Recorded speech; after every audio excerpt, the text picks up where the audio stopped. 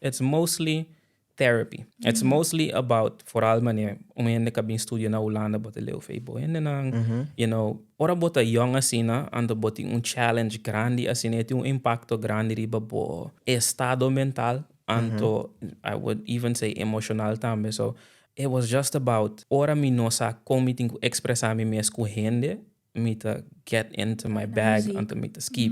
So me to do a long commute until I have a tough day ahead of me, ku school, blah, blah, blah.